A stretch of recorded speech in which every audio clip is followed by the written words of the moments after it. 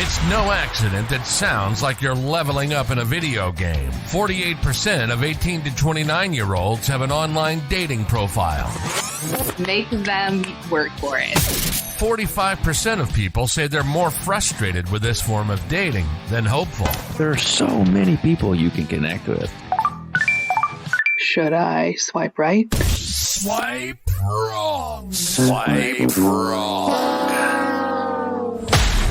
Setting the record straight on dating apps. Everyday people telling everyday stories of the swipe right world with your host, Chaos. Well, I know he had a good time.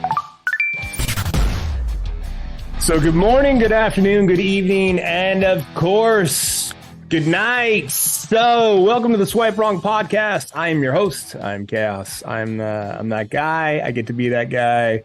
Maybe I'm saying that too much. I don't ever want to be that guy, but for this instance, it's just fun to say. Welcome to the number one podcast amongst women who go to hockey games who wish all they got was 2 minutes for hooking. That's what they wish. Welcome. Hopefully you're kind of enjoying the different episodes right now. We're doing catching up with some folks who we talked to about a year ago. Like, follow, subscribe, send it out to your friends, rate us, let us know how we're doing. Shoot me a text, give me a call, 317-426-6616 if you have a story that you want us to put on the show, or you just want to tell your story. Like I hate to make it sound like, hey, you have this crazy date that you need to tell everybody about. The important thing about telling that story really comes back to, you want to make sure that other people who may have had the same experience don't think that they're alone. That's what this whole thing started off. That's the crux of all of this, is that people just thought they were attracting the crazy.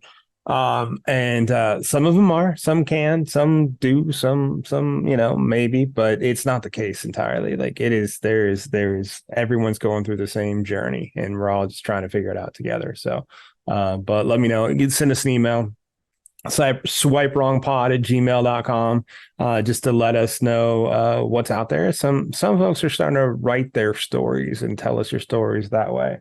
I've got a couple through Facebook Messenger too. Just trying to figure out the best way to deliver those. Anyway, we're continuing this. We're getting going.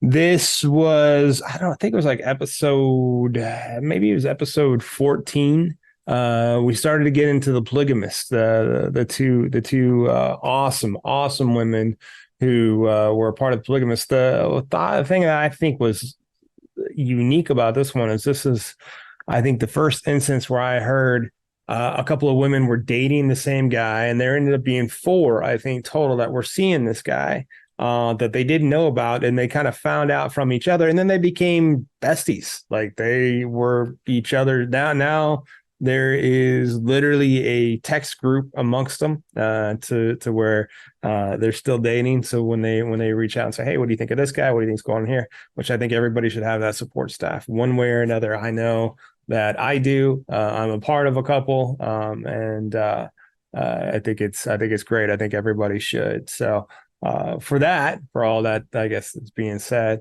let's continue to move on and catch up with one of the young ladies who was a part of the Polygamist episodes. Disclaimer: the views and opinions expressed in this program are those of the speaker and do not necessarily reflect the views or opinions or any entities they represent. This podcast is about dating experiences. It is not to say one dating app is better or worse than another. So you know how intense it was. Actually, last time, the funny thing was, I think it was you, me, and your dog, if I remember right. Yeah. And you know what? My dog is here. He's like, she's home. And so he's trying. If you hear squeaking in the background, you hear me saying like, no, it's okay. It's okay. That's how it went last time. If he just makes an appearance, he makes an appearance. You know how formal I am. I'm so formal. So formal here. So formal. We're going strict. So let's just do this. So you were the second Polygamist episode. I think I even forget what I called it, to be honest with you, but I know it was that. And so I think we're about a year into this show. So we're checking in on people. We're making sure, hey, still alive, haven't thrown stuff at the wall or haven't stopped dating or anything. So I just want to check in. One, You're alive, it looks like. Healthy, wonderful, still beautiful, still looking amazing. How's it been going? It's been going really well. I would say things have definitely gone upward since the Polygamist experience. I hope so. And, I hope so. If it went down from there, we would have had to hug it out.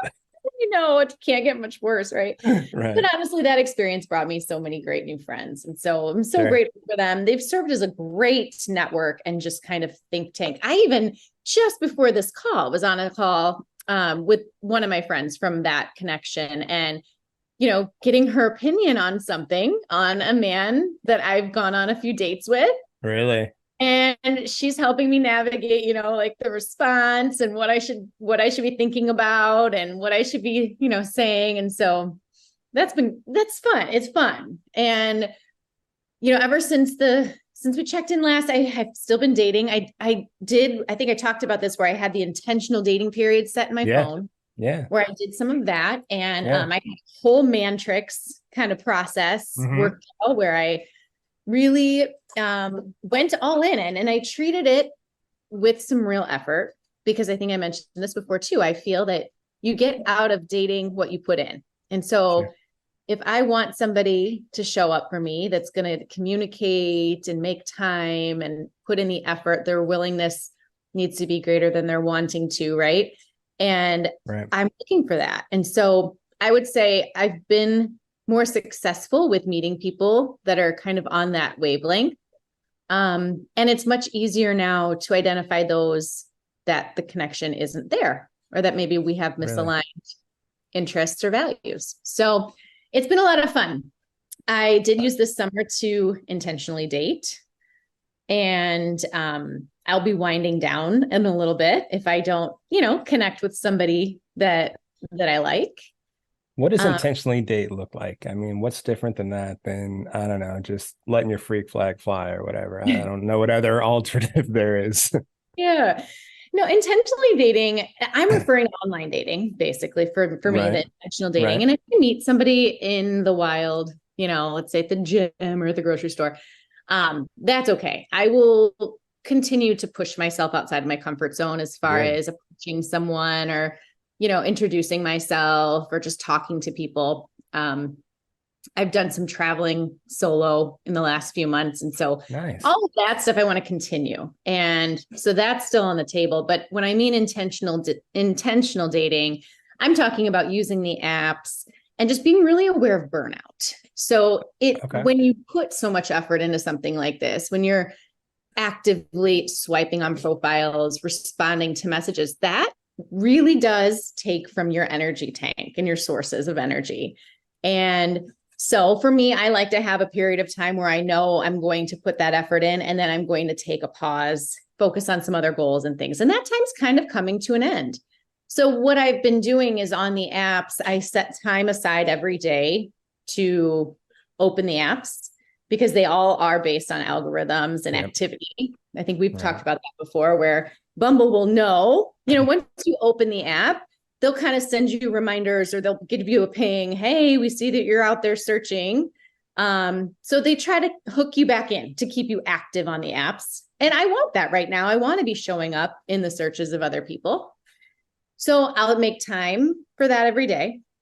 I'll also make time for any conversations that I might have started with someone. And so I'll be intentional to respond. I make sure to compliment someone's profile. I'll make sure to then follow it up with some great questions to try to get to know someone enough to determine whether or not I want to meet that person offline. Gotcha. So that's cool. Cause I think there's been a lot of aha, like when you and I talked the first time, I'd never heard of the Matrix before. I mean, it was pretty much kind of, a hybrid of something that you turned into your baby, if I remember correctly. And now, we're talking intentional dating, but then you've even taken it to how you're documenting everything, which I think is pretty fucking cool. You've got me just sitting there going, what's she up to now? What's happening now? Okay, let's see the follow-up. And I'm just sitting back and I've got my popcorn and shit. I'm like, well, that sounded like that went pretty good. Yeah. So let me tell you about that a little bit. So this was probably last spring. I was at work and a friend of mine suggested it to me. She said, Maggie, the way you talk about your dates, when you come to this group chat and you share with us the updates, she said, I live for that. She's like, I love listening to it. She said, the way you share information, you really should think about starting a podcast. And I said, well, I don't have time for all of that. But what I could do, and what I think I am pretty, I enjoy, I don't even want to say I'm good at, but I do enjoy creating content on social media. And so I do that for my other line of work. And so they suggested it, and I threw it around, and this is actually funny, Chris. I created the handle and I didn't keep it private. At first it was public and it had my picture on it. Okay. Sure, at first. Sure.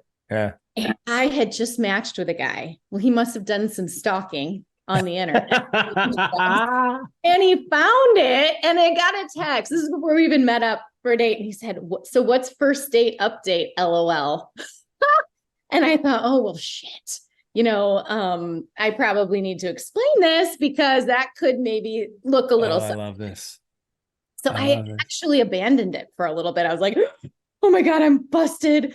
People are going to think I'm talking about them and putting their profile up there, kind of like, one of those Facebook groups that everyone's talking about where the men are in. And, it's nothing like that. Nothing at all like that. And so I took some time to kind of reflect on that. And I thought, well, how can I do this in a way that protects my individuality and my person, who I am as a person, and also protects the people that I am dating, because it's not my intent to put anybody out there on blast.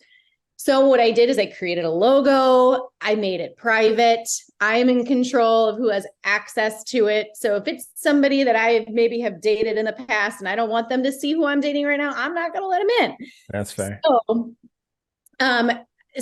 So I started this page, and then what I do is when I have a date set up, I will go to the first date update live feed, and I will do a pre-date update where I share, what I'm wearing, anything that's just kind of on my mind. I connect with the audience and just talk about stuff that we all think about pre-date. We'll talk about our playlists. I might share where I'm going that night. I'll give general information about the individual, but I will never share their name. I never put pictures of anybody. I don't give personal information out because it's not about that. It's more about this is the dating experience of what a 40-something woman with kids goes through post-divorce, and, let's all figure this out together kind of thing.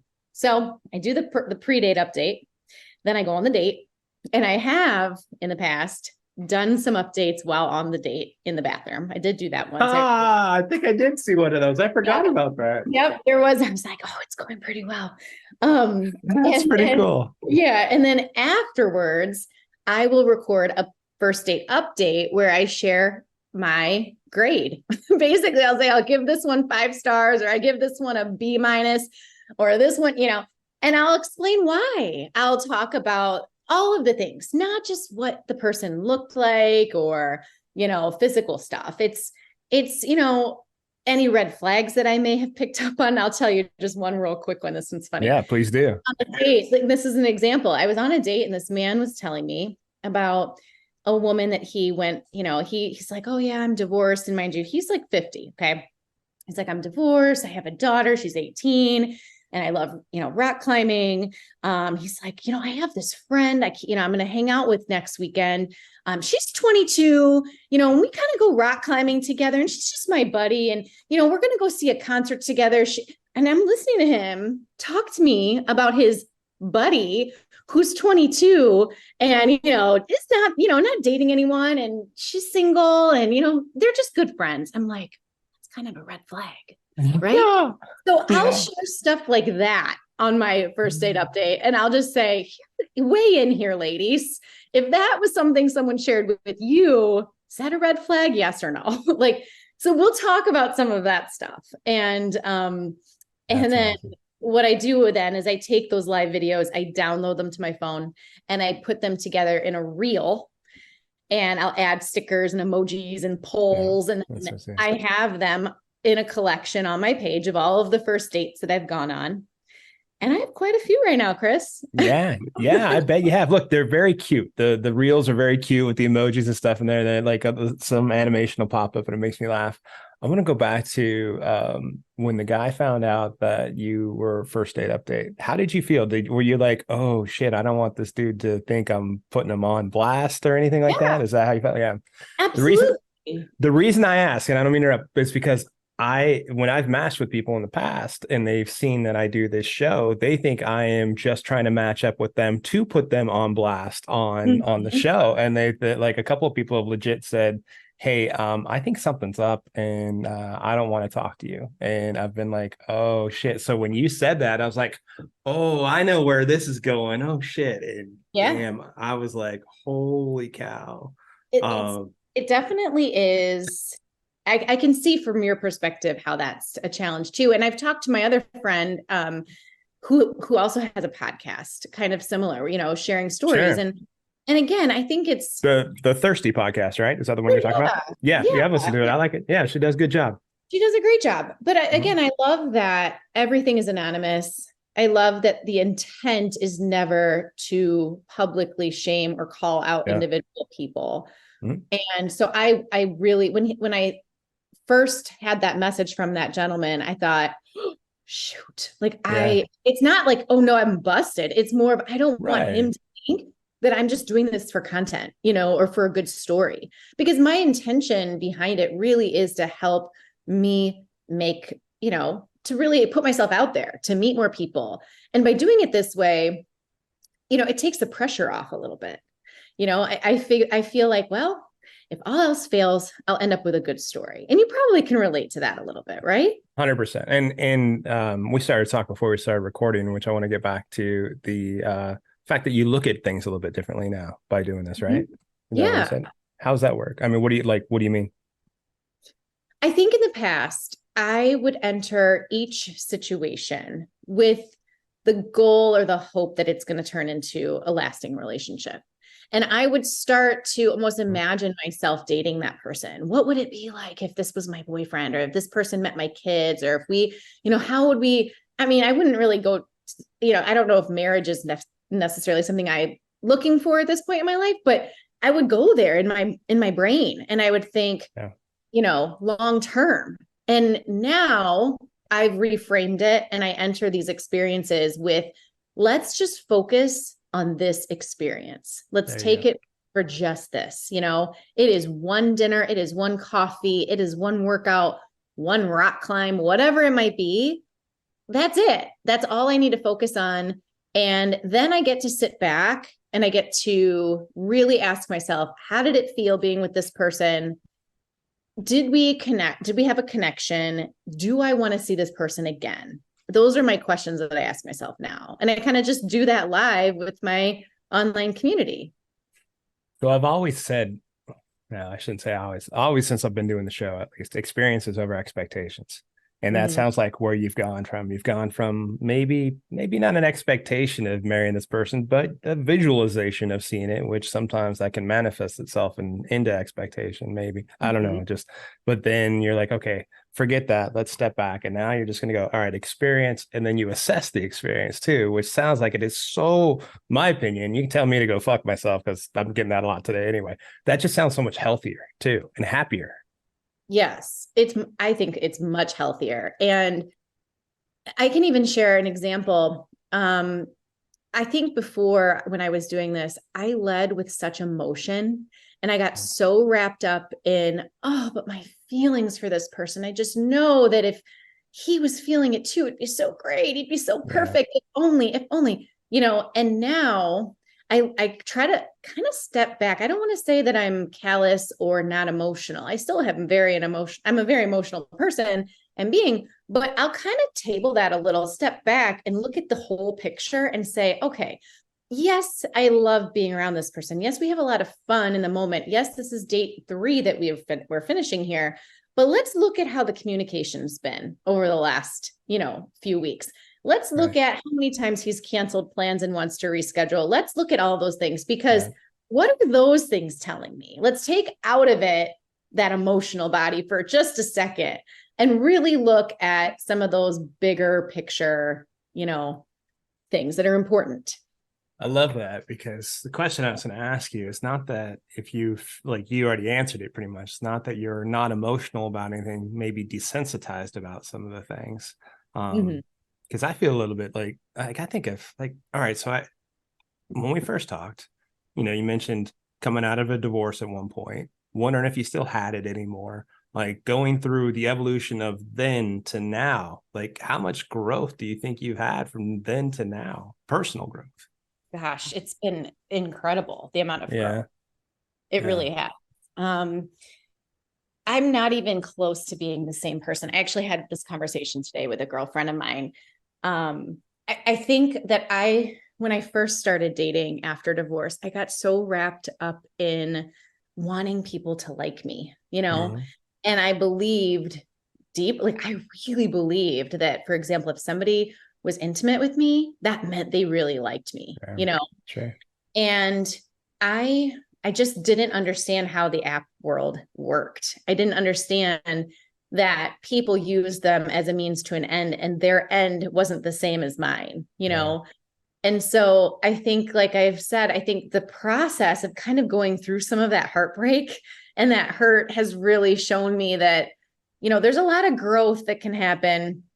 Going slow really is the key, and being clear on my own values and boundaries and expectations from the get-go will help eliminate a lot of that, I call it artificial attachment, like getting attached to somebody way too soon when it's not really a real connection. I love that.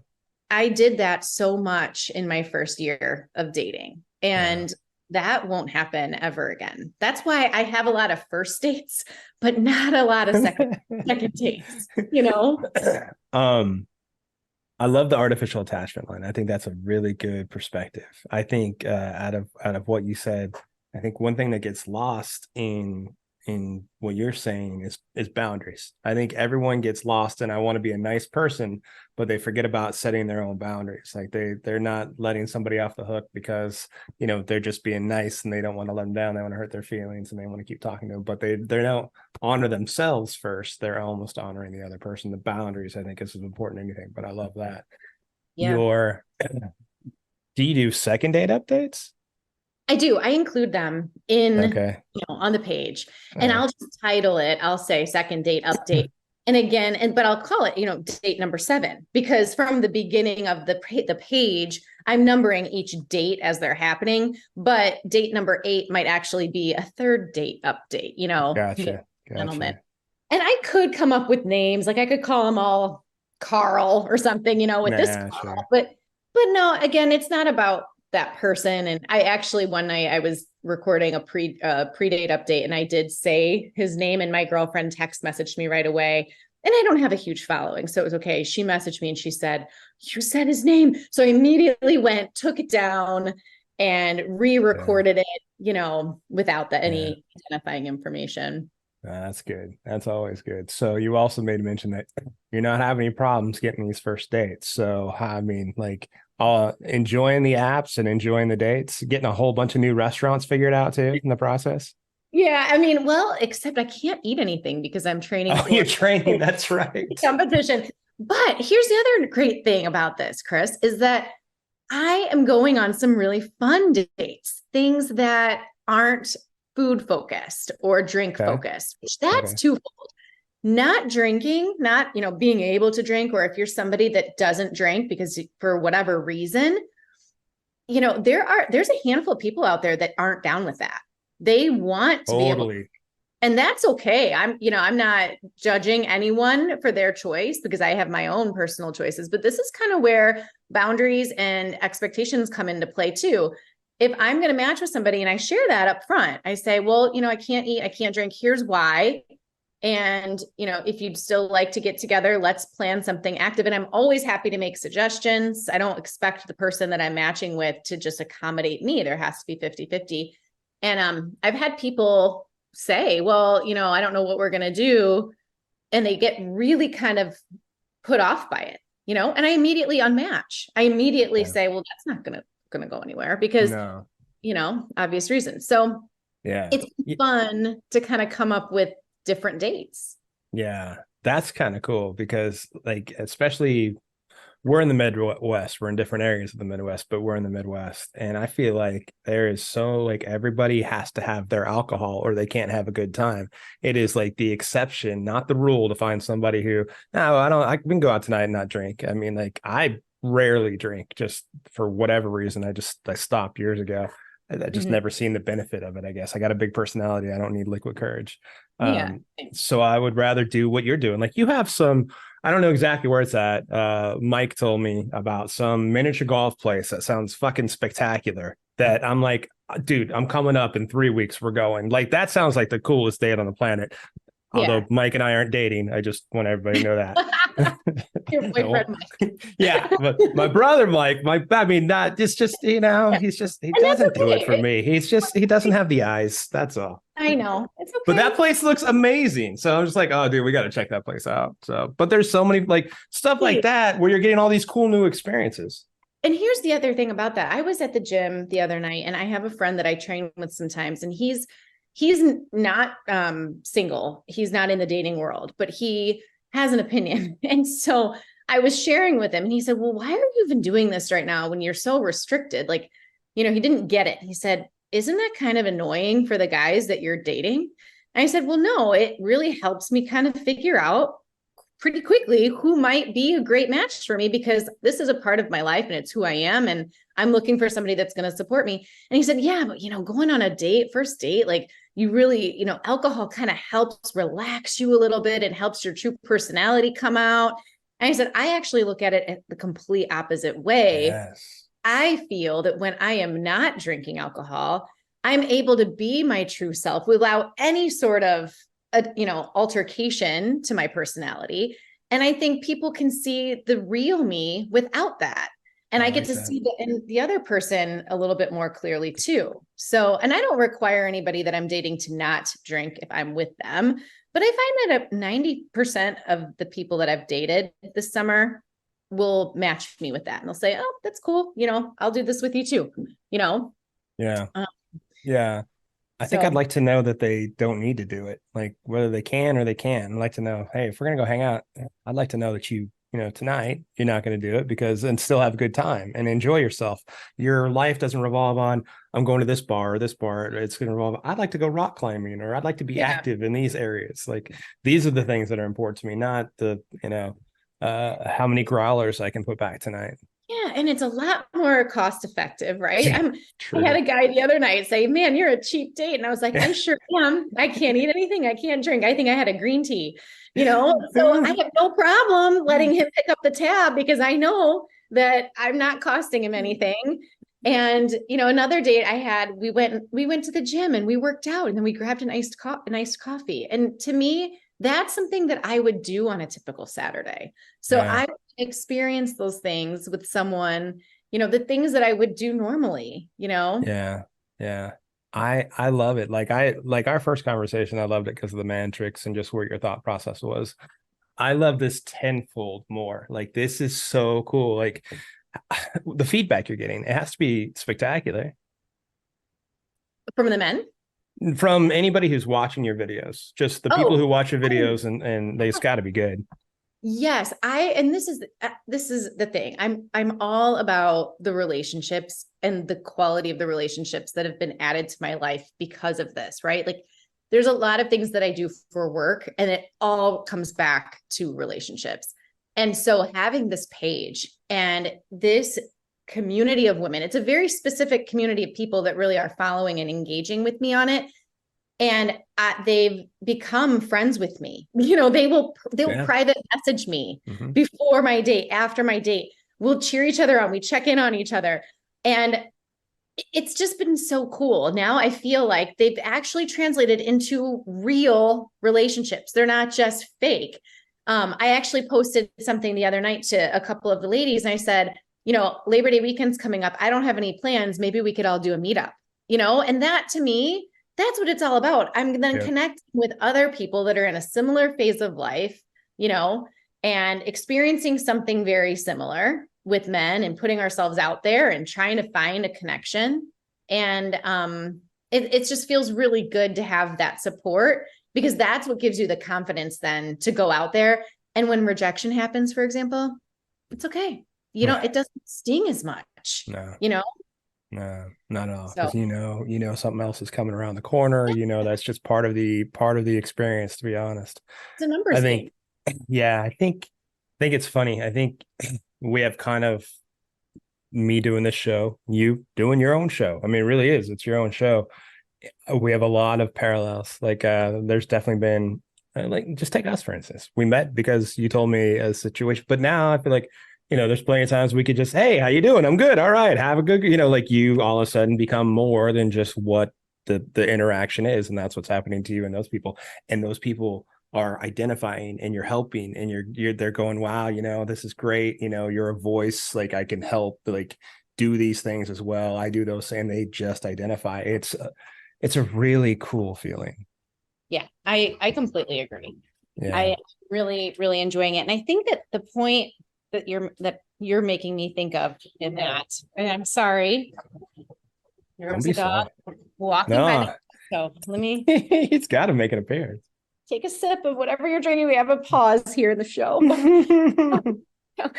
I think the thing that I just thought of, sorry, let's just give it a second here. You're just fine. He's doing, I can't even really hear. Like what the Great Pyrenees is like, you guys, in case anybody was wondering. The beauty is the Zoom has a lot of noise cancellation filters. So what you can hear, we can barely hear. So you're okay, good. That's great. I was going to say, on that vein of confidence and just connection and community, it's really helped me kind of grow as an individual person too. And I think of it as kind of like legs under a table, where I have all of these things going, and I have the confidence now to kind of go out there, put myself out there, because I have the support of these other people in my life. I'm growing my friendship circle.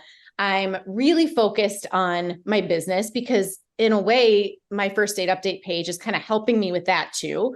Kind of like what we were talking about a little bit before with like what I do for a living, and helping people through coaching and that kind of thing. So I'm developing all of these other areas of my life simultaneously while working on dating. And so when that rejection happens, or when somebody says you're not for me, or I say that, someone else isn't for me, that all stings.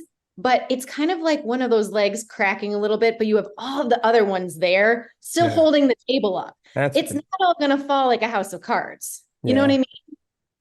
6 months ago, you feel like it might have fallen like a house of cards. Oh my gosh. Someone would have gone boo, and I would have gone, and I would just fallen right over, because I was so broken after divorce. I was so, like I said before, I was so hungry to be liked and to have validation.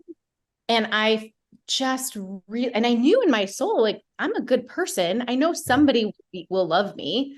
And, I think I just went out there and just assumed it would happen just like that. And then, it didn't. And I remember getting ghosted pretty much by the first guy that I kind of dated, and just experiencing such rejection, and it hurt so bad. And I didn't realize at the time that when somebody does something like that to you, it has everything to do with that person and not you. But I took it so personally. I thought, what is wrong with me? I mean, everything you're saying has come such a fucking long way. I love everything that you're saying. I mean, we said it I don't know if this is going to air before or after what you and me and everyone else did the other day, but and talked about it on then, like, anything that goes wrong, if you fix internally, it'll come out externally. Like, it's all here. Once you get it inside and, you feel good about things, that's what you will attract. You will attract those good things. You don't feel as good, then all of a sudden more madness happens, it seems like. So it's always outside. All right. I know you're a busy girl, so I'll let you roll, but we've said it 15 times. Is it just on Insta, or is it on YouTube too? I forget. It's on Instagram right now. I mean, it's a side thing that I have going on. So I'm sure I will put more time and effort into growing it. And I'd love to grow it. I'd love to explore what else can happen with this page, but it's called First Date Update. It is on Instagram. It is a private account without my photo. And but I'm a fast responder, and I will, let people in. I'm not trying to keep people out. There's a specific group of people I'm trying to keep out. Sure. But yeah, it's fun. Check it out. Thank you for being along for the ride of the Swipe Wrong podcast. Remember, everyday people telling everyday stories of the swipe right world. The show is produced by Jay Pelham. He is the host of Pelham Place. So make sure to check that out. Also, I am Chaos, the host of Chaotic Commentary. Make sure to like, subscribe, follow, tell a friend about the pod. And if you have something that you want to share, please, we want to hear from everybody and get everybody's stories as much as we possibly can. Email us at swipewrongpod@gmail.com. Give us a call, leave us a voicemail. Let us know if it's okay to call you back. 317-426-6616. Thanks for being along for the ride. And next week, the saga continues.